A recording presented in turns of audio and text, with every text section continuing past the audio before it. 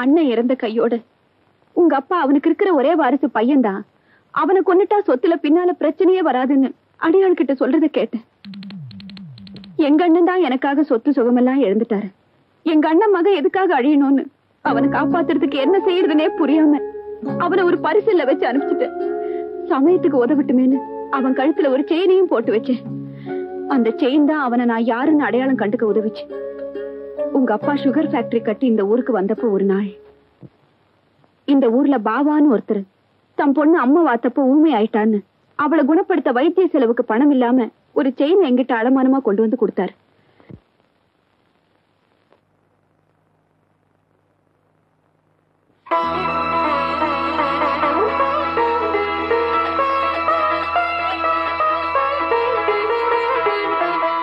வாங்க,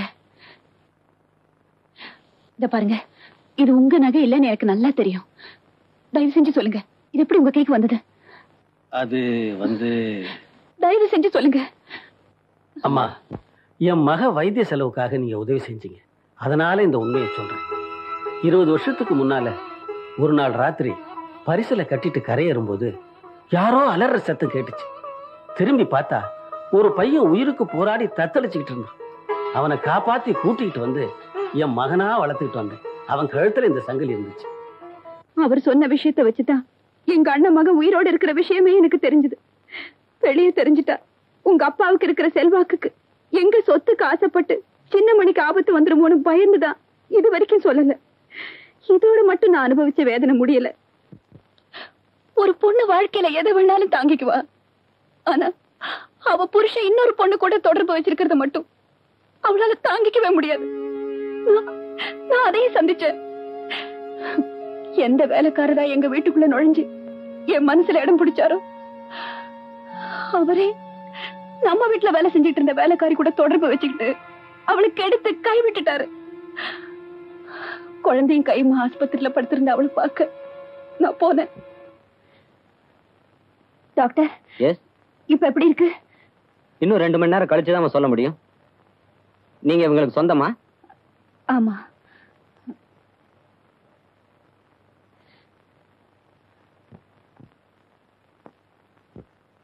doctor, நிஜமானியம்மா, doctor கூப்பிடுறதுனால எந்த பிரயோஜனமும் இல்லை.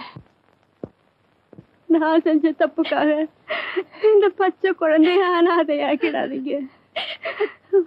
கவலைப்படாதம்மா, நான் பாத்துக்கிறேன். ரொம்ப சந்தோஷம்.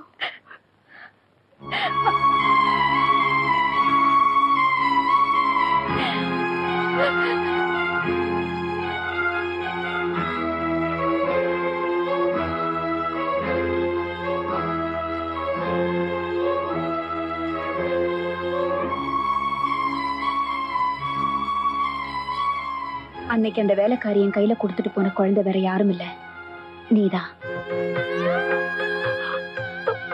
அம்மா, உங்க அப்பா செஞ்ச தப்புக்காக நான் உனக்கு தாயானே. நீ என் குழந்தை இல்லைங்கிறது உனக்கு தெரியக்கூடாதுங்கிறதுக்காக நான் குழந்தைய பெத்துக்கல.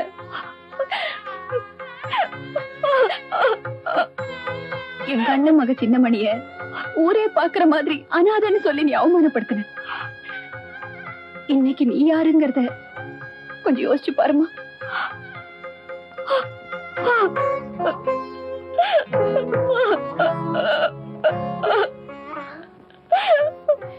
இந்த சாமி சன்னிதானத்துல நின்னுட்டு சொல்றேன், உங்க அப்பா எனக்கு செஞ்ச இத்தனை கொடுமைகளையும் தாங்கிக்கிட்டேன். நான் அவருக்கு ஒரு உண்மையான மனைவியா வாழ்ந்திருக்கேன்னா அதுக்கு என்ன காரணம் தெரியுமா?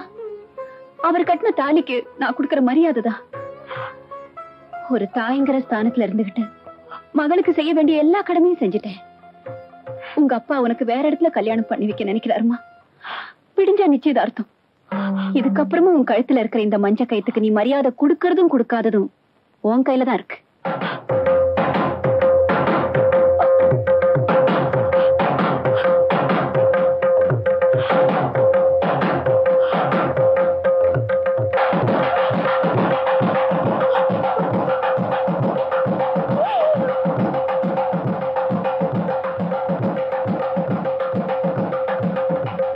இங்க பாருங்க, இது ஒரு அவசர கல்யாணங்கிறதுனால என் மகளுக்கு செய்ய வேண்டிய சீர் சிறப்புகள்லாம் ஒண்ணும் குறை வைக்க மாட்டேன். உங்களுக்கு என்னென்ன தேவையோ சொல்லுங்க, அதெல்லாம் செஞ்சு முடிக்கிறேன். சீமான் செல்வதுரை வீட்டுல பொண்ணு எடுக்கிறதுக்கே நாங்க கொடுத்து வச்சிருக்கணும். இதுக்கு மேல சீரு சினத்தி எல்லாம் எங்களுக்கு வேணுங்களா? என்ன ஜானகி அம்மாவை கூப்பிட்டீங்கன்னா தாம்பலத்தை மாத்திக்கலாம். ஆமாங்க, நேரத்தோட வெத்தலை பாக்கு மாத்திக்கிட்டோம்னா வந்த வேலை முடிஞ்சு போயிடும் பாருங்க. ஜானகி, தாம்பூலத்திட்டு மாத்திக்கலாம். நமஸ்காரம்மா. நமஸ்காரம்மா. இந்த பாரு ஜானகி, நல்ல நேரம் முடியறதுக்குள்ள தாம்பூல தட்டை மாத்திக்க.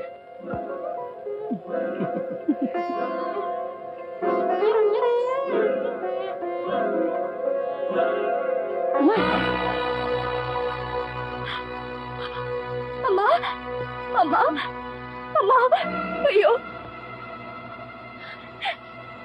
இந்த கல்யாணத்தை நிறுத்துறதுக்கு உயிரை விடுறத தவிர எனக்கு வேற வழியே தெரியலம்மா.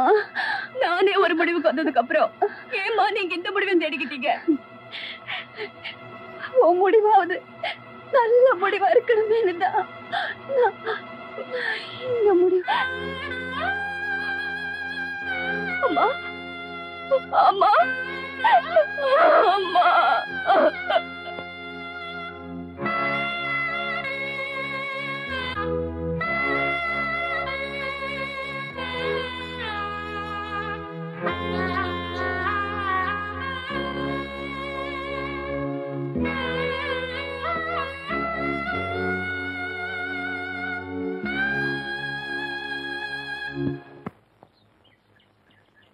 வெள்ளிக்கிழமை விடியும் வேலை வாசலில் கோலம் போட்டேன்.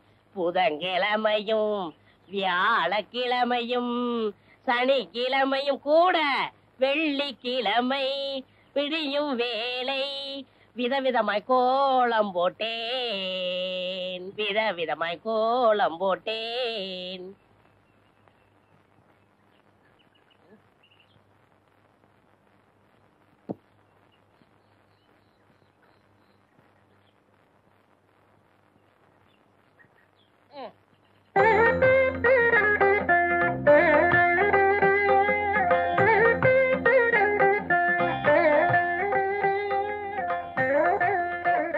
என்ன இருந்தாலும் என்ன மாதிரி போட முடியாது.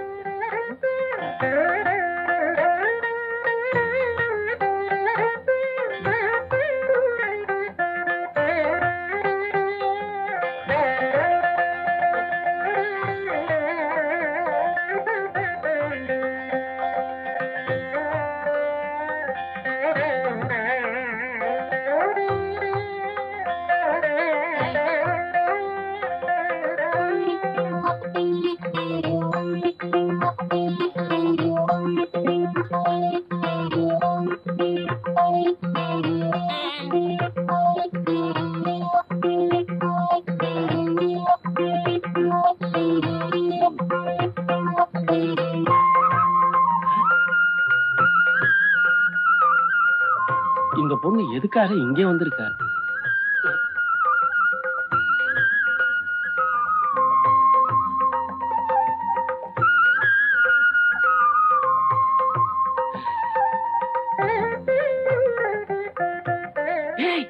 என்ன பாபா கூப்பிட்டீங்களா?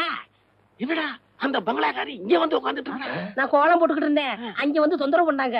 ஆமா பாபா, நான் மாவாட்டிக்கிட்டு இருந்தேன், அங்கேயும் வந்து தொந்தரவு பண்ணாங்க. ஆமா பாபா, நான் துணி அலாசிக்கிட்டு இருந்தேன், அங்கேயும் வந்து தொந்தரவு பண்றாங்க. வாங்கடா.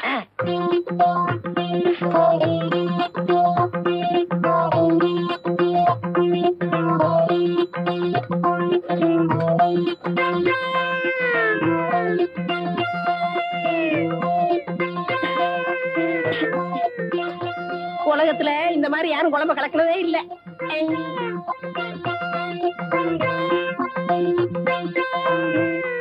நில்லுங்கடா. எதுக்காகடா அந்த பொண்ணு இங்க வந்து சமையல் கட்டுல உட்கார்ந்து சமையல் பண்ணிட்டு இருக்கா? இது அங்க கேட்க வேண்டியதானயா? இப்படி விவரம் இல்லாம கேள்வி கேட்டுக்கிட்டு இருந்தேன், விரல கடிச்சு எடுத்துருவேன்.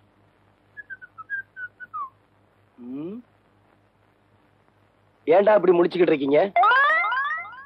ஏய் சொல்லுங்கடா. பாவா, என்ன பாவா? நீயே போய் சமையல் கட்டுல பாத்துக்கப்பா.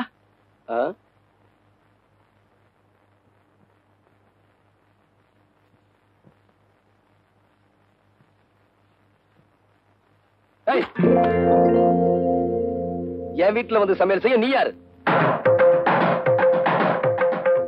அன்னைக்கு தாலி கட்டினீங்க, இன்னைக்கு அரிசியை தூவி ஆசீர்வாதமும் பண்ணிட்டீங்க.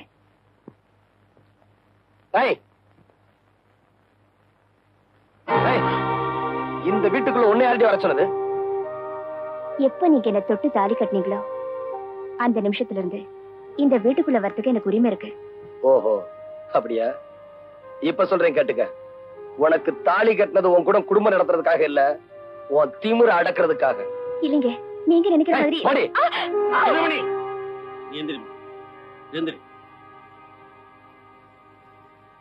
எதுக்காகடா அந்த பொண்ணு வெளியில போகணும்?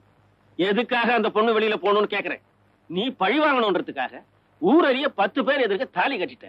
தாலி கட்டின பாவத்துக்காக வீடேறி வந்து அடுப்பத்தை வச்சிருக்கா. நீ பொஞ்சாதியா ஏத்துக்கிறியோ இல்லையோ, நான் மருமகளா ஏத்துக்க முடிவு பண்ணிட்டேன். நீ உள்ள போமா. சரி மாமா. நெல்றி பாவா, எனக்கு கோபுரத்துக்குள்ளே அவளை வெளியே போக சொல்லுங்க. டேய், அந்த பொண்ணு இங்கதான் இருக்கும். அவளை வெளியில போக சொல்றதா இருந்தா என்னையும் சேர்த்து வெளியில அனுப்பு. அப்படின்னா என்ன அர்த்தம்? புரியலையா அவனுக்கு? ஆஹா, நீங்க எல்லாரும் ஒண்ணு சேர்ந்துருவீங்க, எல்லாரும் ஒன்னா இருப்பீங்க. அதுக்கப்புறம் என்ன, சின்ன மணியா பைத்தியக்கார மாதிரி வெளியே போயிட வேண்டியதா? பாவா, நடு வீட்டுல நின்னு வயிறறிஞ்சு சொல்றேன், 20 வருஷமா உங்க காலையே சுத்திக்கிட்டு வந்தன்னா இந்த வீட்டை விட்டு வெளியே போகணும். 5 நிமிஷத்துக்கு முன்னாடி வந்தவ இவ இந்த வீட்டுக்குள்ள இருக்கணும். நல்லா இருங்க பாவா, நல்லா இருங்க. மறந்துட்டீங்களா பாவா? மறந்துட்டீங்களா பாவா? இந்த ஊரே பாக்குற மாதிரி சவக்கால் அடிச்சு என் தோலை உரிச்சவையோ இந்த வீட்டுக்குள்ள இருக்கணும். உங்க தோல் மேலே வளர்ந்தா வெளியே போகணும். வெளியே போகணும்.